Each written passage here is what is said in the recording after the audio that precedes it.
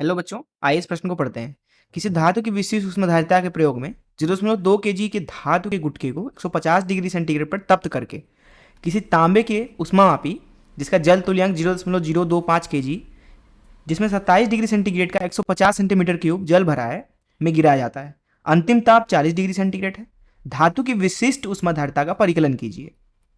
यदि परिवेश में 6 ऊष्मा उपेक्षणी ना मानकर परिकलन किया जाता है, तब क्या आपका उत्तर धातु की विशिष्ट ऊष्माधारिता के वास्तविक मान से अधिक मान दर्शाएगा अथवा कम? आइए इस प्रश्न की मुख्य उदाहरण की चर्चा करें। पहले हम समझ लेते हैं कि जल तुल्यांक होता क्या है। मान लीजिए एक बर्तन है कुछ इस तरीके से, और इसको हम नीचे से मान लीजिए गर्म कर रहे हैं कुछ इस तरीके से। ये आग निकल रही है, यहाँ अंदर ये कुछ इस तरीके से जल भरा हुआ है। मान लीजिए कि जो अंदर पानी दिया हुआ है उसका द्रव्यमान m है। ऐसी स्थिति में अगर इस बर्तन का जो जल तुल्यांक है वह W दिया गया हो, तो हम इस बर्तन और इस पानी को एक रूप में मान सकते हैं। हम मान सकते हैं कि यह पूरा ही पानी है कुछ इस तरीके से, और जिसका द्रव्यमान जो है वह है m+w। ऐसा इसलिए माना जाता है ताकि जो हमारे पास में गणनाएं हैं वह काफ़ी आसान हो जाए। ऐसा मानने पर हम बर्तन और पानी को पूरी तरह से केवल पानी मान सकते हैं। जो भी जल तुल्यांक है बर्तन के अंदर रखे हुए पानी के साथ उसको जोड़ दीजिए, वो पूरा पानी बन जाएगा। ऐसा देने से जो गणनाएं हैं वो काफ़ी आसान हो जाती हैं, क्योंकि अगर आप यहाँ पे देखोगे, इसको स्थिति 1 नाम दे देते हैं, इसको स्थिति 2। तो यहाँ पे अगर आप स्थिति 1 में देखोगे तो यहाँ पे आपको बर्तन की भी विशिष्ट ऊष्मा को लेना पड़ेगा, बर्तन की विशिष्ट ऊष्मा या फिर ऊष्माधारिता लेना पड़ेगा, और पानी का तो लेना ही पड़ेगा। तो दो चीज़ों के साथ गणनाएं करना पड़ेंगी। वहीं पे जब हमें जल तुल्यांक दिया होता है तो पूरे तंत्र को हम केवल एक पानी मान सकते हैं, और इस पूरे पानी का द्रव्यमान जो होगा वह होगा बर्तन के अंदर जो रखा हुआ है वास्तविक पानी, वह जिसका मान यहाँ पे m दिया हुआ है, प्लस जो बर्तन का जल तुल्यांक है वह जो यहाँ पे W दिया हुआ है। यहाँ पे आप देख सकते हैं कि यहाँ पे केवल एकल तंत्र है, इसको हल करना काफ़ी आसान है। तो जल तुल्यांक का मतलब होता है कि आप उतने केजी पानी से उस बर्तन को प्रतिस्थापित कर सकते हैं, और आपकी जो भी गणनाएं आएंगी वो दोनों ही स्थितियों में बराबर आएंगी। विशिष्ट ऊष्माधारिता जिसको हम S से दर्शाते हैं, इसे लिखा जाता है विशिष्ट ऊष्माधारिता बराबर Q/m∆T। यहाँ से जो Q का मान लिखा जा सकता है वो लिखा जा सकता है Q बराबर ms∆T। तापमान अगर बढ़ाते हैं तो डेल्टा T जो है वह धनात्मक होता है, तथा Q जो होता है वह भी धनात्मक होता है, अर्थात आपको ऊष्मा देना पड़ेगा तापमान बढ़ाने के लिए। वहीं अगर आप जब तापमान घटाते हैं तो डेल्टा T नेगेटिव हो जाता है, ऋणात्मक हो जाता है।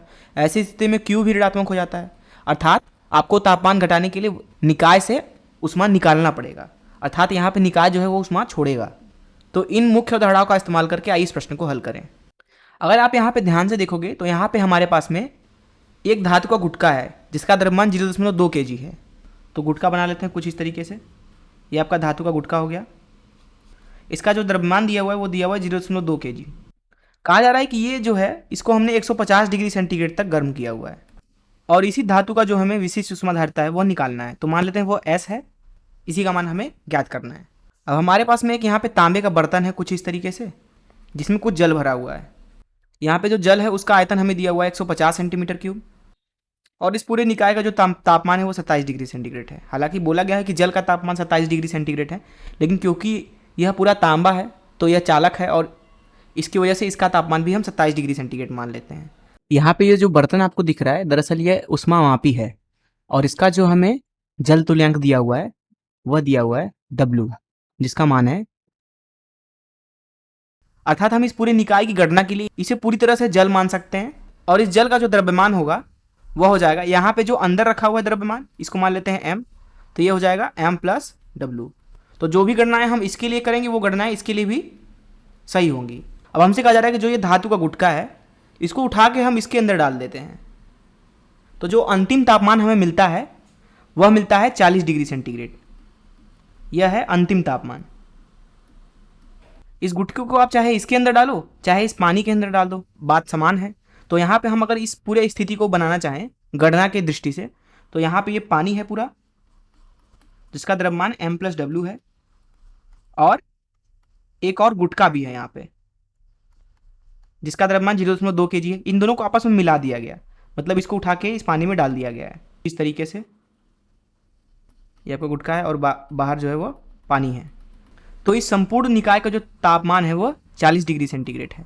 यहाँ पे जो गुटका है उसका तापमान 150 डिग्री सेंटीग्रेड है, तथा यहाँ पे जो ये पानी दिया हुआ है, अर्थात ये पूरा बर्तन और पानी जिसके अंदर रखा हुआ है, उसका तापमान 27 डिग्री सेंटीग्रेड है।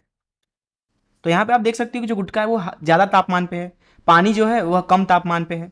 अब गणना की दृष्टि से आप इस बर्तन को तो भूल ही जाइए, हम आप केवल इस पानी पे गौर करिए, जो भी गणनाएं करेंगे वो समान आने वाली है। अब यहाँ पे अगर ध्यान से देखोगे तो ये पानी है और ये गुटखा है, तो गुटके से जो है उष्मा निकल निकल के पानी के अंदर जाएगा जब उसको पानी के अंदर डाल देंगे तो, है ना। अर्थात यहाँ पे अगर बनाए तो गुटके से जो उष्मा है वो कुछ इस तरीके से पानी के अंदर मिलती जाएगी, क्योंकि गुटके का जो तापमान है वो ज़्यादा है, पानी का तापमान कम है, और उष्मा जो है उच्च तापमान से निम्न तापमान की तरफ बढ़ती है। और ये तब तक होता रहेगा जब तक कि दोनों का तापमान समान ना हो जाए। यहाँ पे जो समान तापमान अर्थात अंतिम तापमान दिया हुआ है वो 40 डिग्री सेंटीग्रेड दिया हुआ है, जिसका मतलब है कि अंतिम स्थिति में इस गुटके का तापमान और इस पूरे पानी का तापमान 40 डिग्री सेंटीग्रेड हो गया है। तो यहाँ पे अगर हम ध्यान से देखें तो स्थिति कुछ ऐसी है, अगर अलग अलग बनाना चाहें तो यहाँ पे जो गुटका है वह शुरू में तो 150 डिग्री सेंटीग्रेड तापमान पे है, पर यह ठंडा होकर के 40 डिग्री सेंटीग्रेड तापमान पे चला गया। क्योंकि ये ठंडा हो रहा है इसलिए इसके अंदर से उष्मा निकलेगी, तो मान लेते हैं कि इसमें से Q उष्मा निकल गई। वहीं यहाँ पे हमारे पास में पानी है जिसका जो द्रव्यमान है वो है m+w। इसका तापमान पहले 27 डिग्री सेंटीग्रेड था और बाद में जो है तापमान 40 डिग्री सेंटीग्रेड हो गया, अर्थात यहाँ पे तापमान बढ़ा है, जिसका मतलब है इसे उष्मा चाहिए, और यहाँ पे उष्मा देने वाला तो ये ऊपर गुटका ही है, अर्थात यहाँ पे यही उष्मा इसको मिल रही है, अर्थात Q उष्मा। तो इसको ऐसा बना लेते हैं, यहाँ से जो उष्मा निकल गई ये इसको मिल गई Q उष्मा। अब यहाँ पे जो स्मॉल m है ये पानी का द्रव्यमान, अगर हम वो लिखना चाहें तो द्रव्यमान हो जाएगा आपका घनत्व गुणे आयतन। यहाँ पे आयतन जो है 150 सेंटीमीटर क्यूब दिया हुआ है, घनत्व जो होता है पानी का वह होता है 1 ग्राम प्रति सेंटीमीटर क्यूब। तो इसका मतलब है यहाँ पे जो द्रव्यमान हो गया वो हो गया 150 ग्राम, जिसको आप लिख सकते हैं 0.15 किलोग्राम।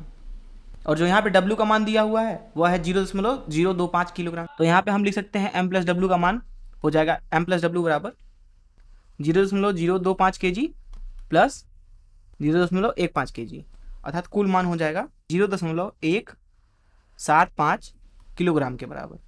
तो अगर हम इस स्थिति के लिए Q का मान लिखना चाहें तो Q हो जाएगा Q बराबर गुटके का द्रव्यमान जो कि 0.2 किलोग्राम है, इंटू गुटके का विशिष्ट ऊष्माधारिता जो कि S मान रखा है हमने, इंटू तापमान में परिवर्तन जो कि यहाँ पे आप देख सकते हो कि 150 से 40 हो रहा है, अर्थात 110 अंतर हो जाएगा यहाँ पे। तो Q का मान इसके लिए तो लिख दिया।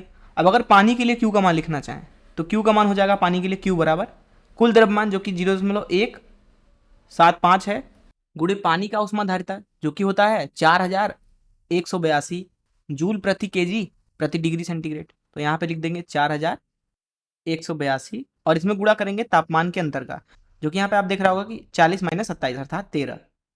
तो यहाँ 13 लिख देंगे। अब ये दोनों ही आपस में बराबर हैं तो इनको बराबर भी कर देते हैं। तो यहाँ पे 0.2 गुणे S गुणे 110 बराबर है 0.175 गुणे 4182 गुणे 13, अर्थात यहाँ से जो आपको S का मान मिलने वाला है वह मिल रहा है 0.175 गुणे 4182 गुणे 13 बटे 11 गुणे 2। तो यहाँ से आपको S मिलेगा, S बराबर 432 जूल प्रति केजी प्रति डिग्री सेंटीग्रेड। इसाई मात्रक में द्रव्यमान का किलोग्राम और ऊर्जा का जूल। अब यहाँ पे प्रश्न में बात करते हैं दूसरे हिस्से की, जहाँ पे हमसे बोला जा रहा है कि यदि परिवेश में 6 ऊष्मा उपेक्षणीय न मानकर परिकलन किया जाए। अब यहाँ पे आप देख सकते हो हमने ये माना कि जो सारी ऊष्मा निकली है इस गुटके से वो सारी की सारी ऊष्मा इस बर्तन वाले निकाय को मिल रही है, जिसको हमने पूरी तरह से पानी से प्रतिस्थापित किया है जल तुल्यांक की अवधारणा का इस्तेमाल करके। यहाँ पे कहा जा रहा है कि अभी आपको ऊष्मा का क्षय भी मानना है, अर्थात जो कुछ ऊष्मा है वह वातावरण में भी जाएगी। अब जब ये कुछ ऊष्मा वातावरण में भी चली जाएगी तो सीधी सी बात है कि कुछ ऊर्जा यहाँ Q में से घट जाएगा। मान लेते हैं कि Q0 ऊर्जा जो है वातावरण में चला गया। ऐसी स्थिति में जो अंतिम तापमान आएगी वह 40 डिग्री तो नहीं आने वाली है, वो 40 डिग्री से कम ही आएगी। तो अब हम मान लेते हैं कि जो तापमान अंतिम है वो 40 डिग्री नहीं है, बल्कि हम मान लेते हैं कि वह 35 डिग्री सेंटीग्रेड है अंतिम तापमान, और इसका भी 35 डिग्री तापमान अंतिम तापमान। अब यहाँ पे अंतिम तापमान 35 डिग्री इसलिए लिया क्योंकि यहाँ पे आप देख सकते हो कि 35 डिग्री तो 40 डिग्री से तो कम ही है। कारण यह है कि पूरे निकाय से ही कुछ ऊष्मा का क्षय जो है वातावरण में हो रहा है, अर्थात पूरे निकाय से कुछ ऊर्जा कम हो गई। जिसका मतलब है पूरे निकाय का अंतिम तापमान भी कम होना चाहिए। तो अंतिम तापमान इसलिए मैंने 40 डिग्री से कम कोई तापमान मान लिया। यहाँ पे मैंने 35 डिग्री माना है। आप कोई सा भी मान सकते हैं, लेकिन ध्यान ये रखिएगा कि वो तापमान 40 से कम होना चाहिए। इसको नाम दे दे Q1 और इसको भी नाम दे दे Q1।